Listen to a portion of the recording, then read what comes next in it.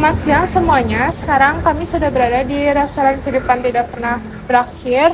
Kami dari Universitas Bina Nusantara Bandung, kelompok 4 mata kuliah Business Operation Supply Chain dari jurusan Creative Partnership. Saya Michelle Ikwa. Saya Wani Latifah. Saya Bidara Rahma. Saya Michael Satrio. Saya Haura Zalfa Suraya.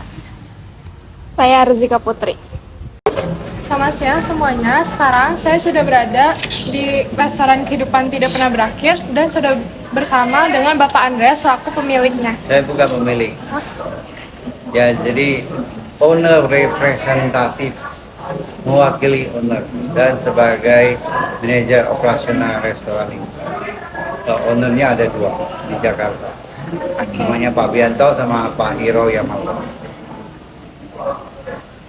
Kita boleh izin bertanya-tanya sedikit, Pak? Silakan, boleh dijawab secara singkat aja juga Ya, boleh? baik. Jadi untuk pertanyaan pertama Pak, bagaimana alur operasional dan pengadaan bahan baku? Nah, alur operasional tentunya ini kita sesuaikan dengan keadaan. Alur operasionalnya, istilahnya operasionalnya dari segi kita persiapan makanannya, penyajiannya, ya kan, manpowernya, sampai penyajiannya ke customer, ya.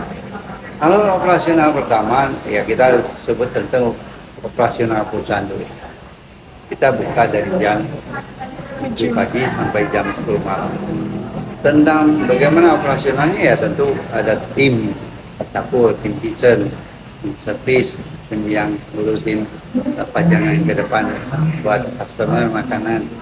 Ya, kemudian tentunya ada orang-orang yang bisa melayani. Boleh lanjut ke pertanyaan selanjutnya, Pak? Boleh, silakan. Pertanyaan selanjutnya, apa tantangan terbesar dalam menjaga kualitas dan rasa makanan vegan?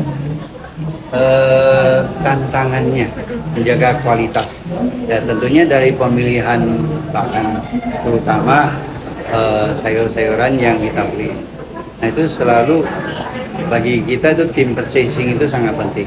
Orang-orangnya dipilih, orang-orang yang bisa tahu mutu sayuran, ya kan? Dia akan lihat sayuran itu masih bagus, fresh atau tidak fresh. Ya, tidak fresh berarti akan dipisahkan. Nah, kita nggak mau kasih murah, kasih gratis pun tak mau. Jadi inovasi apa yang diterapkan dalam pemeliharaan bahan baku untuk efisiensi dan berkelanjutan? Ya, seperti tadi yang sudah saya sampaikan bahwasanya inovasi kita tentunya berdasarkan istilahnya yang sedang tren maupun yang kita jaga keberlanjutannya. Salah satu adalah pemilihan daripada sayuran, kemudian yang kita sebut bahan baku yang dipakai itu harus benar-benar tidak mengandung unsur hewani.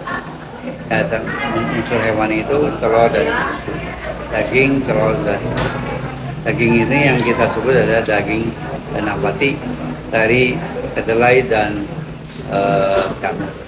Ya, jamur itu jamur tiram dan kaki jamur shiitake. Nah, itu dibikin sedemikian rupa. Contohnya Anda lihat rendang yang kalian makan. Kenapa bisa bagus seperti rendang beneran kan?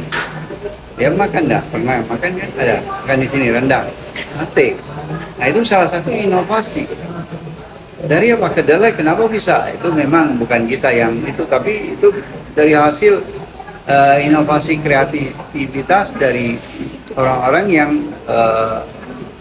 khususnya pabrik ya menghasilkan inovasi yang buat kita juga bisa berkreasi, menjadikan inovasi pakai bumbu apa, bumbu rendang supaya jadi daging rendang. Ya, kemudian kayak sarden, pakai apa? Ada pakai saus, kemudian pakai nanas, supaya jadi asam manis gitu. Itu inovasinya. Supaya apa? Tertarik customer. Kalau kita hasilkan produk makan yang enggak tertarik, kemudian rasanya tidak sesuai, nah itu enggak inovasi. Okay? Untuk pertanyaan selanjutnya ya, bagaimana inovasi mempengaruhi menu, layanan, dan kepuasan pelanggan? Ya tentunya eye catching, makanan itu harus tetap menarik dulu. Kalau nggak menarik, kemudian termasuk pelayanan, greeting khususnya yang di buffet, ya melayani itu harus sopan, menarik, greetingnya. Makanya kalian begitu datang, selamat datang, saya selalu silakan. Karena harus sebenarnya ada tangannya begini, ya tangannya sebenarnya bukan begini tapi di dada. Selamat datang, saya selalu silakan dengan memberikan hormat, dengan tangan yang cengkram di hati. Artinya itu harus sesuai dengan hati nurani. Nggak bisa main terobos saja, yang orang-orang yang belakang datang udah langsung untuk. Makanya ada jalur antri, ada antriannya. Dengan inovasi yang Bapak ingin, apa yang risiko utama sebelum inovasi ini diterapkan? Resiko Utama sebelum inovasi ini diterapkan. resiko apapun itu semuanya ada. Ya pertama pasti percobaan dulu.